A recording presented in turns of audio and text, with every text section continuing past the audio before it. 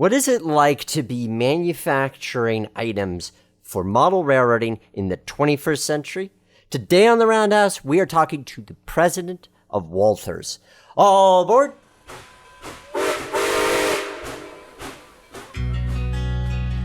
In days past, the roundhouse was where the railroad worker united with the steam locomotive, each to prepare for the journey ahead. Today, it's where we examine the history, the industry, the machines, the hobby, and the passion behind railroading. News, interviews, stories, and more. So climb aboard. This is The Roundhouse. Welcome to the Roundhouse. I'm your host, Nick Ozerak, and this is episode number 94 of our Trains and Railroading podcast, where we're talking about everything in the industry and the hobby. You name it, and we discuss it. Today, we are talking to Stacey Walthers Naffah, the fourth generation president of Walthers Trains, a manufacturer of a number of different items for different scales in the hobby, as well as a general distributor. She talks about what it takes to bring new people into the hobby, its connections with STEM education, and what they see doing in the future as far as their products and business is concerned. Before we get to that, though, I want to take a moment to thank those of you who are supporting the Roundhouse podcast on Patreon. You can visit patreon.com/theroundhouse, and for as little as $1 a month, you're going a long ways to supporting the show and what we can do. And for those of you who are already supporters, thank you very much. I appreciate that. I hope you guys are doing well. The other thing I want to make a quick note about, we are coming up on episode number 100, and I'd like to know who you want to bring back on the show for a panel discussion. There's a link in the show notes for where you can cast your vote.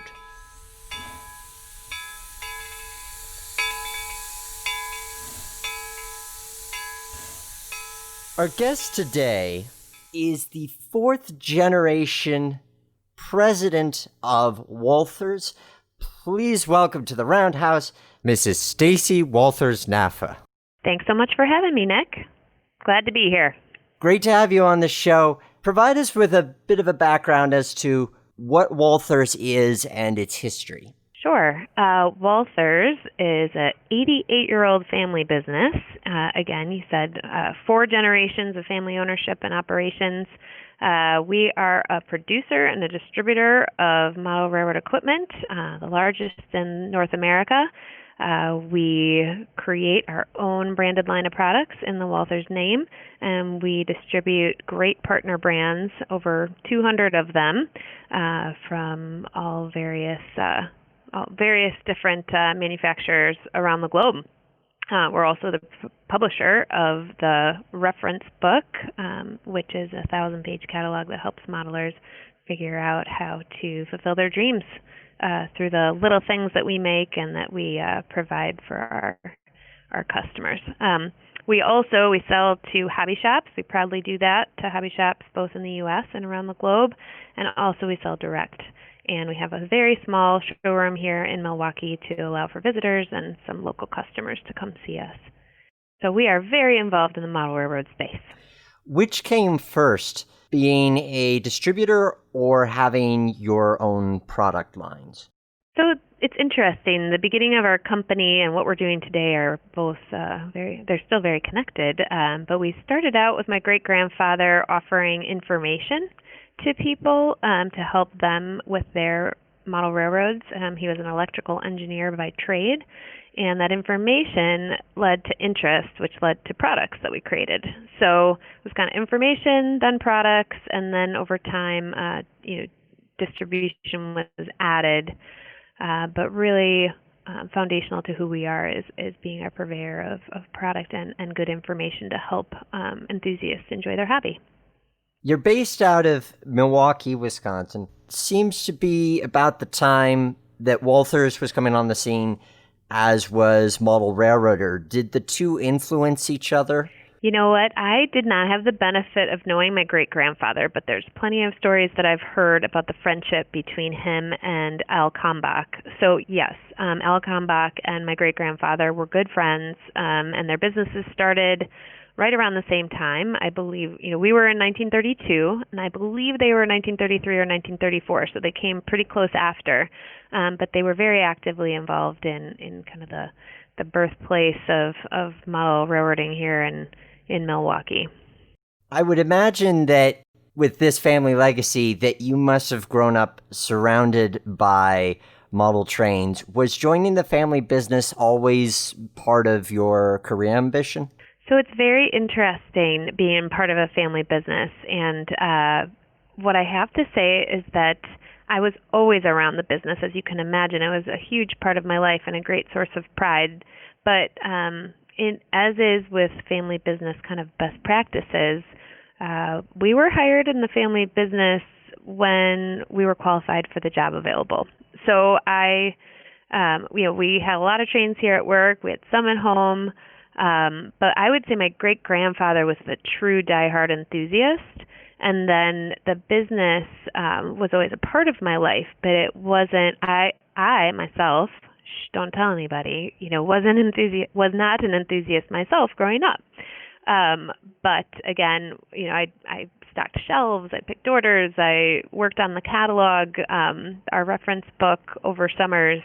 Wherever we were qualified to work was where where we were able to, and my siblings also kind of did the same. And my dad and his siblings did the same before my generation. So we've always been around it, but it was not necessarily something that's expected, nothing that was ever forced, but it was something that we always found great pride in, and my dad and I have always enjoyed talking about, because I've definitely had an interest in business and in our business in particular. So that is another family business best practice, is that no one should ever feel like they're being forced to come to the company.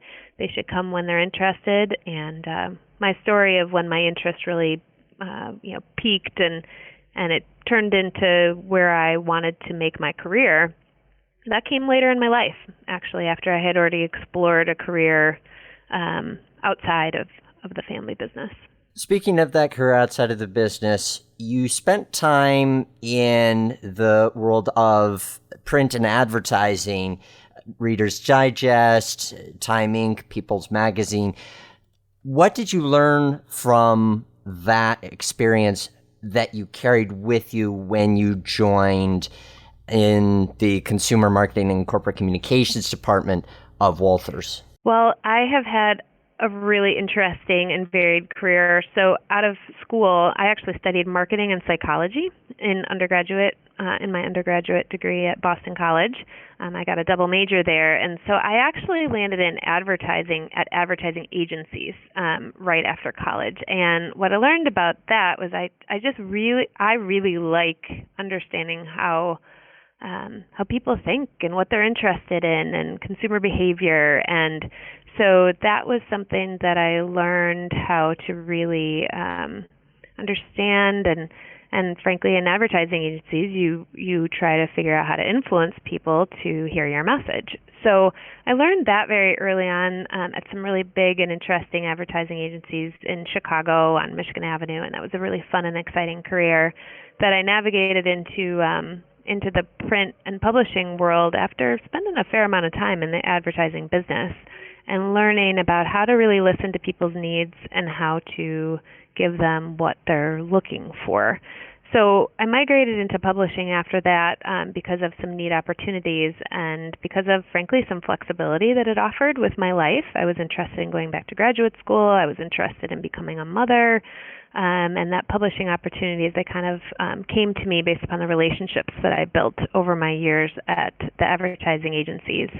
So while in publishing, I kind of just carried on that same understanding of, giving people the stories that they're interested in, figuring out how to connect, the right people with the right messages, and trying to do so in an authentic way. So I worked for some really great brands that have really strong, powerful impact in their market spaces.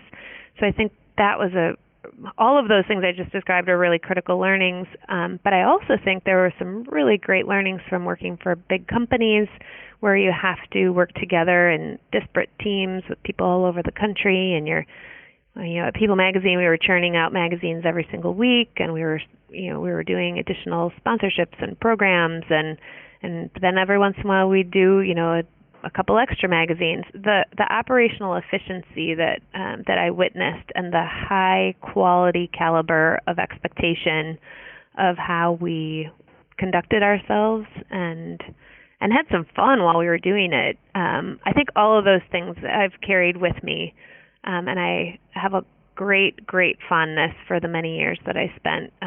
In particular, I spent 7 years at People Magazine. That was a really excellent group of people and an excellent product that I still feel is pretty compelling today. Long answer to your question. Sorry about that.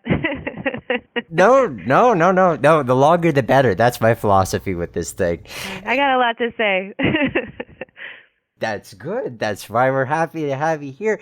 When you talk about reading people's needs, I would imagine, given the complex nature that is the 21st century model railroad market, between all of the different gauges, all of the different railroads and niche or sub-niche focuses of the hobby, how do you listen to all of that feedback, or your team take in all of that feedback and try to determine direction as far as product offerings, whether it's your line or what you stock? That is a great question. It's not easy. We'll put it that way. I would say that the most important thing, and the common thread throughout my career and frankly in life, I think you really just have to be a good listener. You have to listen very carefully, and then you have to prioritize. And I wish that we could do everything, because we certainly get plenty of people ask us, could you do this or could you do that? And what you learn through prioritization is that oftentimes, and people cluster around certain interests, right? Or you can kind of see a trend going one way or the other based upon what people are buying. But I think listening is at the kind of at the core of it. So we do. We can't do so right now, but going out to shows and listening, or, having people participate in our social media channels and share their feedback or receive letters or emails, we take that in, we digest it, we put it through our process. We do a lot of analysis to see what's worked for us in the past and what we think that people might be interested in. There's kind of an art and a science to it, really. So there's no one way of doing it, and there's many factors that come into play as we're deciding how to do this. And I will say that even through business school and through working at big brands and published big magazines, I will say that I have shared with my colleagues or friends that our market is so unique in how it creates these tiny little niches. If we started as a niche and then we subdivide by it seems like an infinite number of niches, we've almost got a niche of one, which is really, can be very difficult to manage, but I think we try to strike the right balance where we're prioritizing our own resource to be able to serve as many people as possible. And the fact that we have our own product and then we also can fill in with other people's product by the distributed lines that we have gives us a real neat opportunity to provide modelers with what they need, because oftentimes, we might have a very loyal customer to our brand, but if we can offer somebody a product in somebody else's brand, a great partner of ours, we're happy to do so. So it makes it, it's kind of like having a really large selection of art supplies available, and we like to kind of bring together the best and the most varied selection for people to utilize so that they can be creative to that niche of one, that layout that is theirs. Of the Walthers products specifically, do you have your own personal favorite product lines or type of product that is under your brand specifically? Well, our Cornerstone brand is pretty awesome, I have to say. I mean, you can build just about any building, from tiny little donut shops and mom and pop shops and the house down the street to industry, and everything in between. So I'm a pretty big fan of Cornerstone, and building those kits are pretty fun. I actually did that with a summer camp group that we worked with last summer as part of a World's Greatest Hobby initiative, which I'm also the president of that 501c3, which is dedicated to promoting our hobby. I think that that's a fantastic one. I will say that I love our Milwaukee Road name train. I'm a big fan of the dome car. I've got that up in my living room at home. I just think it's a cool car in real life. I think it's a cool car in in the model version that we've created. And so the Skytop Lounge, I like that product a lot. And then I guess if I had one other favorite, I like entry level stuff. I like sets that even if Trainline enables people to get started and start on this journey with us. I'm a big fan of that. So I kind of run the gamut. It's hard to pick a favorite. I would agree with you. I'd say my personal favorite is the Cornerstone buildings. I have a couple that are on my layout. How do you feel when you see your products on people's layouts? Oh, it's my favorite part. I love seeing what people create with the products we produce. And I'm a big fan of creativity. I think that it's so interesting to see some people take it out of the box and they do it exactly the way that, it was intended or the way that we represented it. And that's fabulous. And some people just take it and do such unusual things with it, whether you're kit bashing or you turn something into something completely different. Like, I love watching that in action. I think it's probably one of the most fun things that I get to do is to see what people do with the product that we create. Because you have such a long history with model railroading, how have you seen it evolve, especially within the past decade? Well, I think I'm probably best served to talk about it over the last decade because it's when I've really been here involved in my career. And frankly, I asked some colleagues to weigh in on that. And I think that one of the things that I hear consistently from them is just the fact that there's so many options that are ready to run. It's enabled people to really engage in and enjoy operating their layouts. So that's a big shift, and even one that I've seen accelerate kind of in the last couple of years. I've got some customer friends here in the local marketplace, and one of them, he's been in the hobby. Gosh, I think he's been in the hobby for 45 or 50 years. He's just a real great guy, and he and I were chatting, and he said that now doing his operating sessions, has really reinvigorated his enjoyment of the hobby. Before that, he kind of converted his layout to DCC, so that was kind of a new way of enjoying his hobby. So I like the fact that our hobby continues to give people new ways to explore it, and I love that the people within our hobby are coming up with those ways to continue to evolve it and explore it and make it their own. There are those who have a longer history with the hobby who some feel it's declined, some feel it's just evolved. But from a business standpoint, has it been a stable, growing, or fading industry? You know what? I think for a long time, and I do have understanding of how the business kind of evolved over time. For a long time, it was a growing industry. It was through my growing up years, it was definitely a growing industry, and it was able to weather recessions and multiple recessions. I would say that the 2008-2009 recession, that one hurt, and so it kind of started to decline a little around that time. But that we saw that in our general market space. So what I'd say is it's kind of stabilized and steadied over time. And what I see, which is interesting, is that I saw this as an opportunity 11 years ago when I chose to come back to the business as it having the possibility to evolve and resurge. Like, it just has this opportunity to invite new people in who could enjoy it, and there's also this wonderful opportunity for those people who haven't had the time to be able to enjoy their hobby, namely the baby boomer crowd who's now able to retire and takes that well-deserved time to enjoy their hobby. I see these two things converging to be really positive for our hobby. So I have heard plenty of people, and they are rightly concerned to say, "Oh, our hobby is changing, or our hobby is, you know, you know, it's changing and it's getting different, or I don't see the same number of people that I used to see." And I think that we can't wallow in that space. I think we got to look around and say, actually, there are a lot of people who are still engaged, but they might just look a little different than what we've expected. So it's kind of a non-answer to your question, other than I wouldn't say we're growing like a rocket ship right now, but I would say that we've got especially during the past, several weeks during this COVID pandemic, it's really stabilized, and it's been kind of this.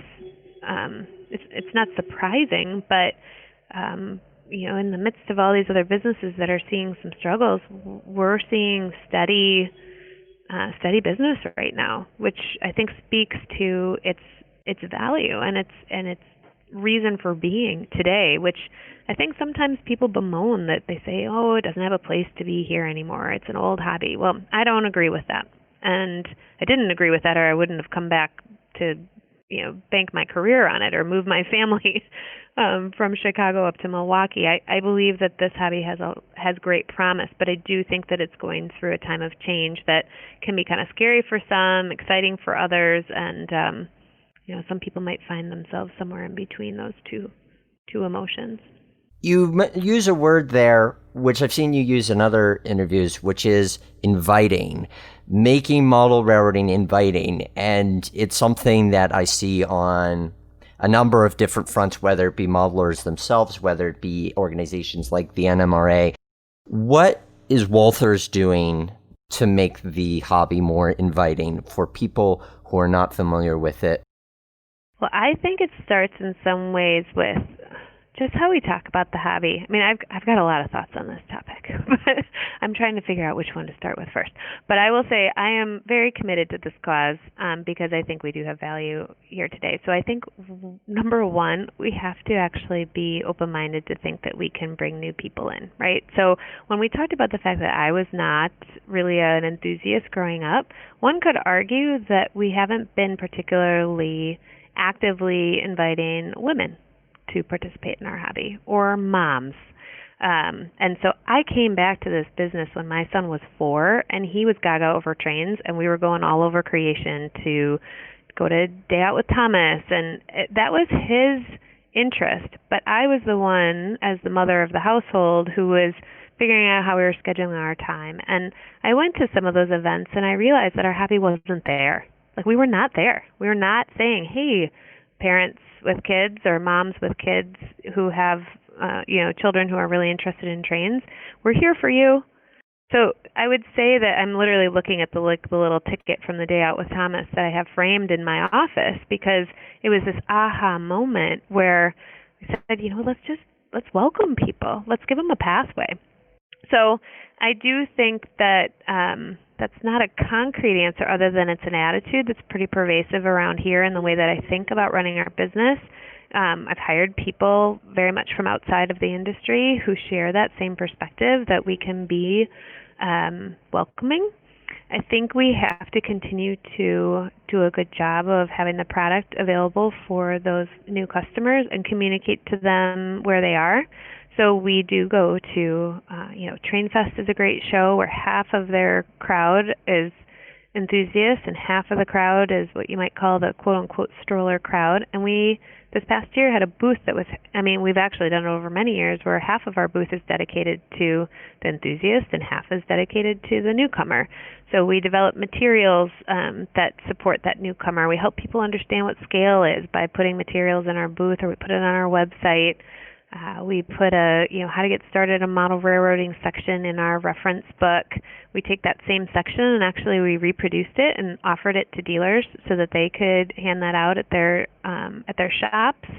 I am the president of the World's Greatest Hobby Organization, and we are dedicated to figuring out how to grow this hobby and be welcoming to newcomers, whether it be through good educational content on our website or through the shows that, there are 4 or 5 shows that tour throughout the year.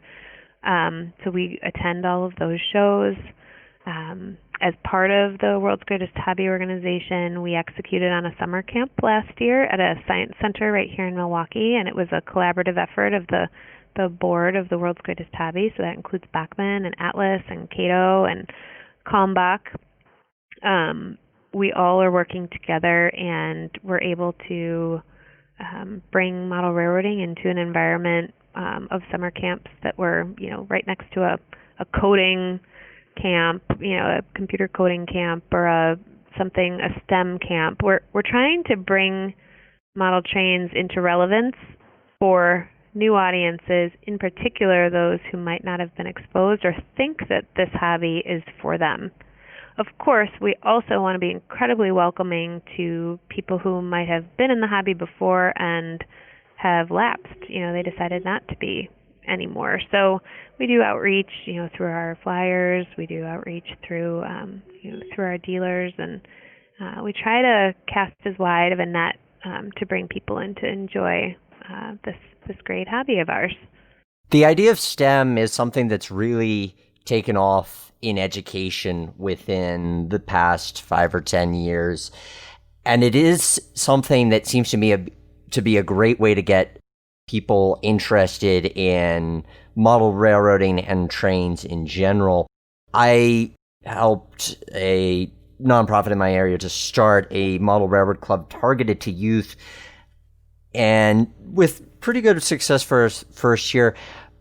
I'm curious, when you are thinking of model railroading as a potential tool of STEM, and you are looking to people outside of the industry, what are ways that you talk about it to highlight that educational value and to hopefully build those partners? Well, first, I think you got to find the right partners, right? So I think we know our hobby, and to back up a step, I saw this STEM and STEAM trend before I came back to Walthers. My mom is an educator. I'm very interested in education in general. I have a very engineering-minded son who's kind of leading me in that direction even when he was really little. So I've seen that trend, and how to execute on this best has been an evolution. It's been something, you think about it and then you kind of like play with it over many years, and it's really starting to become, like you said, in the last 5 years, it's really become far more ubiquitous than it was, early on. What I would say is that we know our hobby, we know our products, but educators know how to translate effectively to children. So I've got a background where, in psychology, and I was a camp counselor too, so I get kids to a certain point, but I have a high level of respect for the educator, him or herself, who can take what we have and maybe use it as a tool for applied learning. So some of the things that I talk about, I've worked with educators at that science center at Discovery World in Milwaukee, and those educators took our concepts and we brainstormed together on how to translate that into something that was relevant for their students or for their campers. And they actually took approach of kind of taking this design your city approach, and with that they were able to talk about city planning. They were able to talk about a lot of engineering concepts, and then so they applied it in the way that made sense for their camp environment, and they actually built a little module.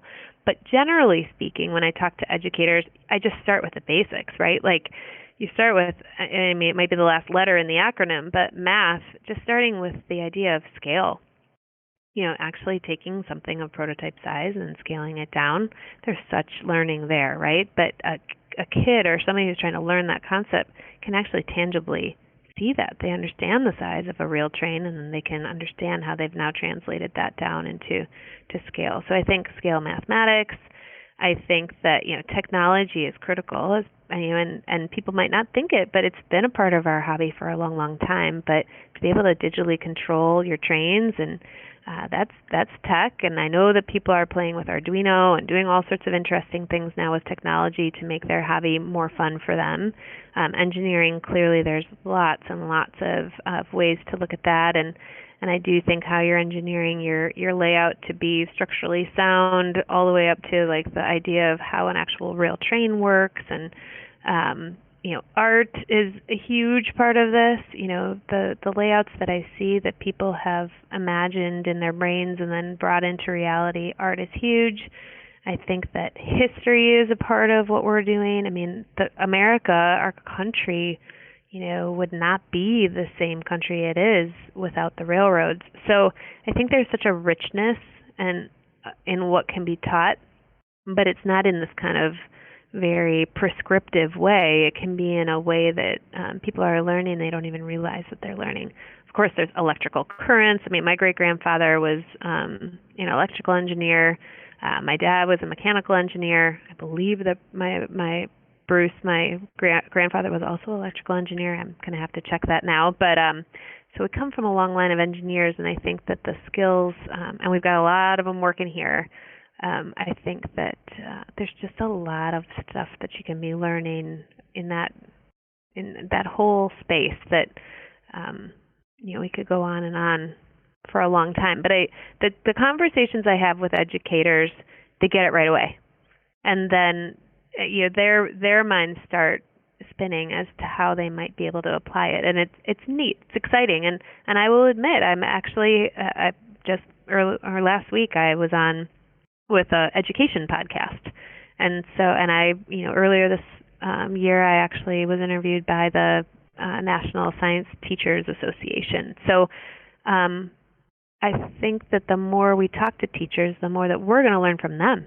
And that's kind of what I said to them. I said, we could use your help because you know how to translate this to your students. And I think together we can do something great. Something that I saw that you collaborated on as well was a project with none other than Chris Angel, Mind Freak. I know that he has a nonprofit organization, and you partnered with his nonprofit and Woodland Scenics. What was the impetus behind that specifically? Well, I have to give credit to Woodland Scenics on that. Woodland Scenics has been a longtime partner of ours, and they reached out to us to participate. And that there's a lot of richness to that relationship with Woodland and then with Chris. And Chris and I have had the benefit of talking quite a few times now. He and I have a shared passion for the cause that he unfortunately is battling for right now with his son. I'm deeply committed to the cause of childhood cancer awareness from our own personal experience in my family. And so it came together through Woodland, and then it's kind of just accelerated based upon a shared passion for a really important cause and helping families and kids going through a really tough thing. I think that our hobby can provide a welcome pause, a welcome respite and distraction from some really tough stuff. So I'm looking forward to seeing it. He's still working on it at the point that we're talking here today. He's still working on that layout, and it hasn't quite made it into the hospital yet, but I think it's going to be going in there soon, and I hope that we'll be able to continue to work together with Woodland and with him to bring that to more places, to bring joy to more kids and families. What I'm hearing out of this is community, whether you're reaching out to the educators in your community or the nonprofits with other missions that may not be history related or railroad related.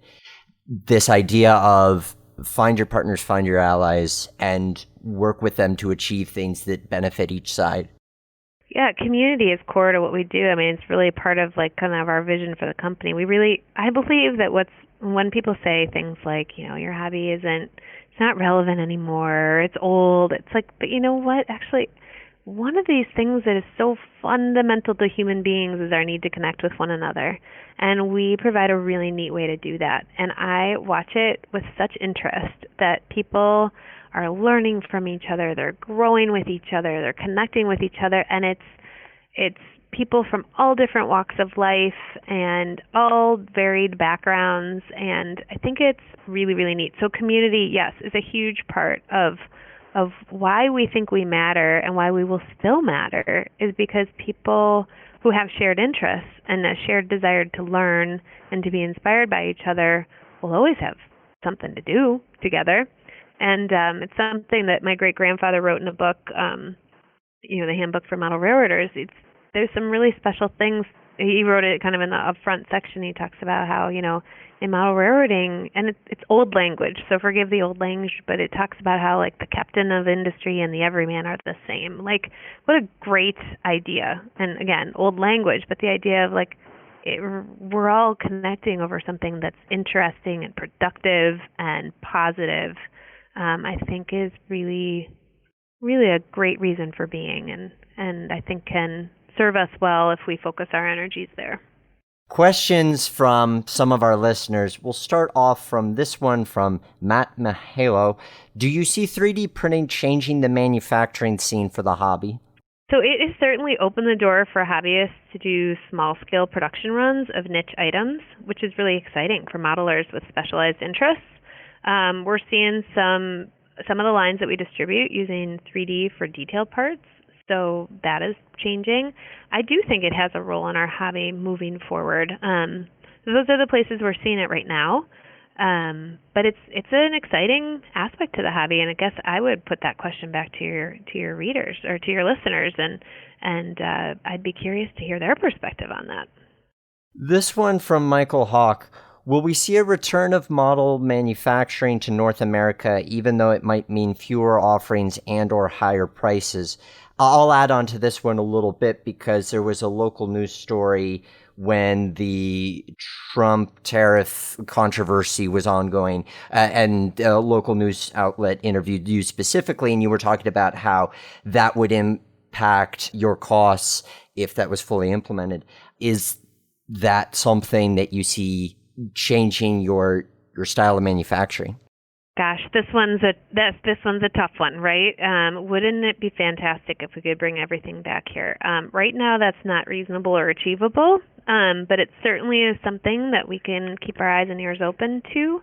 We have really great partners overseas that we've been working with for a long time, and yes, you heard me interviewed by the news back when the tariffs were happening. That was in the beginning of our interesting things that have been happening to us over the last year. But we have a long way to go to figure this out. And I don't see it happening in the short term. I do think that if we keep our, kind of like I said, eyes and ears open, we're going to be open-minded to possibilities, but we're also going to be incredibly conscious of the really strong relationships we've already got overseas. They are good partners to us. So I hope we don't see continued disruption, but if you're reading the news, we still have a lot of disruption between our countries. So what I can say is that our relationships are strong, our suppliers are strong. We're always looking for the best path forward for our business, for the long-term sustainability of it, and we're always being very kind of interested to see what can be the best for our local community. So it's not out of the realm of possibility of things we're interested in, but the path is a longer one than, we can't snap our fingers and just make it happen. John Kalen asks, will Walthers ever come to Canadian model train shows like Super Train? I cannot speak to that right now. We're not going to any shows because of the coronavirus, and not many shows are happening. But I will tell you, it's difficult to get to all the shows that people want us to come to. So we will certainly consider it, and we'll certainly see if it's something that we can do. But right now, it is not currently on our plan. But we will always consider the invitation, and we'll do our best. Kind of back when we were talking earlier about how do you pick the right things to do. Oftentimes, we wish we could be everywhere. We wish we could do everything, and oftentimes we have to prioritize based upon the staff available and the other resources that we have available to us, because we're investing resources in kind of a lot of things to keep modelers happy. So maybe someday.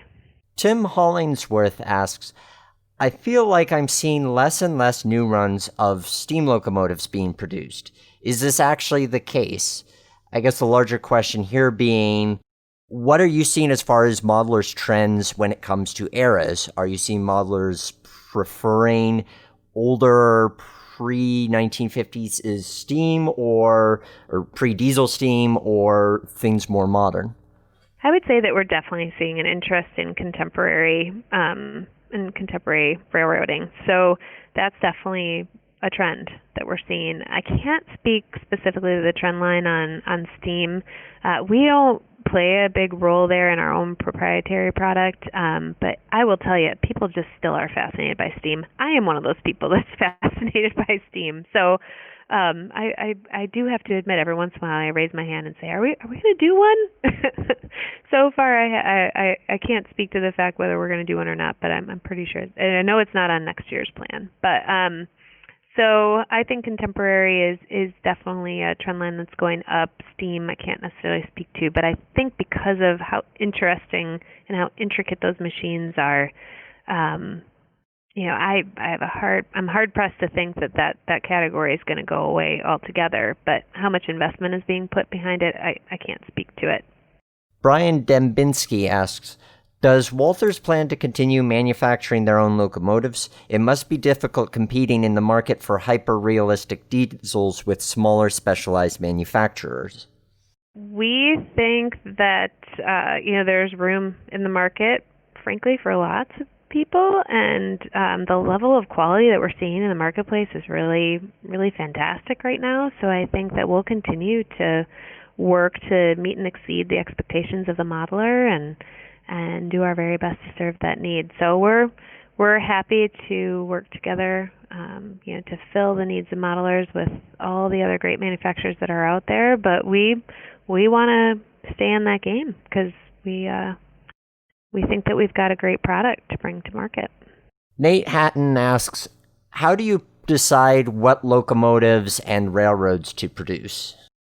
There are so many factors at play with that one, but honestly, it goes back to listening to what our customers want and what we think our customers need. So we do a lot of analysis around here. We definitely look at what's worked in the past,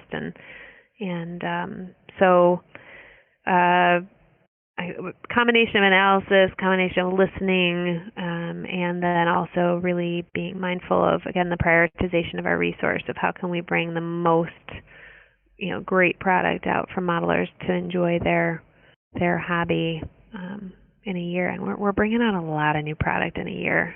So, but we do intend to keep bringing out things in pretty many in the locomotive category.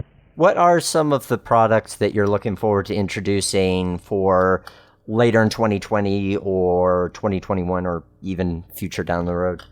I think, I'm not going to speak specifically to what we're launching or not launching. The best way to keep track of that is to keep coming to our site and sign up for our emails and follow us on social because we're always releasing new items, every month. But I think the category of things that, continue to help people stay engaged in their hobby. We love our Cornerstone brand. We love things that make you, enable you to fill out your world, right? So the things that, the details, the little scene master details that enable you to really make your world look real. I think that we'll continue to figure out how to best,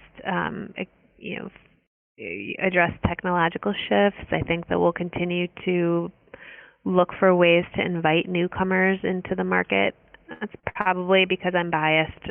One of the things that I get most excited about is thinking about how to translate these customers that aren't our customers yet. How do we translate what we have into something that they're going to want? So that's one that I get kind of excited about, but mostly I just get excited about listening to our customers and figuring out how to follow their needs or maybe get out in front of their needs and give them some nice surprises. It's just always neat to see where things can go. Can you imagine what a modeler 50 years ago would have thought if we told them about DCC now?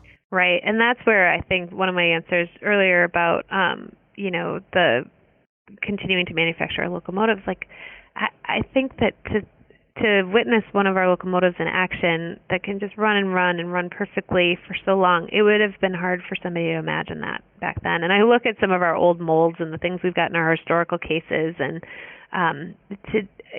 some could argue that today's the golden, right now is the golden age of model railroading, because there's just so much available for people to be enjoying and exploring and using to make their hobby fun and satisfying and fulfilling. What do you find most fulfilling at the end of the day about the work that you do, Stacey? Great question.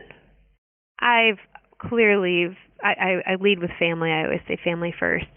For me, I do have a great sense of pride in, building on the legacy of the generations before me, in just doing the work that I do in this role. It's pretty special to be a part of an 88-year-old family business, and it's really, really special to be able to have shared 11 years of my career with my dad in the way that I have. And he's still, active in the business in a way that he wants to be, that's productive for him and productive for me. And he's able to be retired, which he totally deserves. So I think that's probably the lead off. And then I think the number two is I'm just so pleased and proud of my team. We have such a diverse and interesting team here that really works together and believes in what we do. And then I would say the customers. I think, those, we wouldn't be here if it weren't for our customers. And we're just so pleased to see people enjoying our product the way that they do, and to hear their positive reactions and to get their feedback even when it's not so positive, so that we can get better. I think we're always interested in getting better and always interested in figuring out how we can serve our customers best, because really, if we flipped that order, it really should be, customer first. So we know that customers are how we got to be 88 years old.